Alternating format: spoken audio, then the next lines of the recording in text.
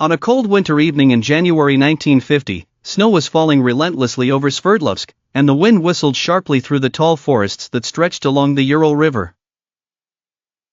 On that day, a Soviet Air Force Lisanovly II took off, carrying the famous military hockey team, the Vodnoye, the pride of the Red Army and the face of Soviet sports to the world.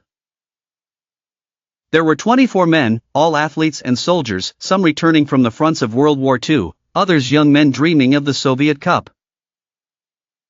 None of them imagined that the overcast skies would forever swallow their dreams. The plane, which had taken off from Moscow airport bound for Severall, encountered an unprecedented blizzard. Ice began to accumulate on the wings, and the wind pushed it off course. At 7:45 p.m., control towers lost contact with it. After hours of searching, the wreckage was found scattered in a snowy valley, with no sign of life among the mangled bodies and blood-stained snow.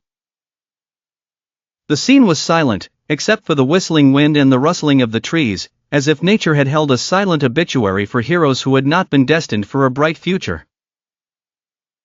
In Moscow, the news first reached General Vasily Stalin, son of Joseph Stalin and commander of the Air Force in that region. Vasily was not only the dictator's son but also the sponsor and founder of the sports team, using it as a personal symbol to demonstrate the Air Force's power to his rivals in the party and the military. When the intelligence officer informed him of the accident, his face froze, not just with sadness but with fear.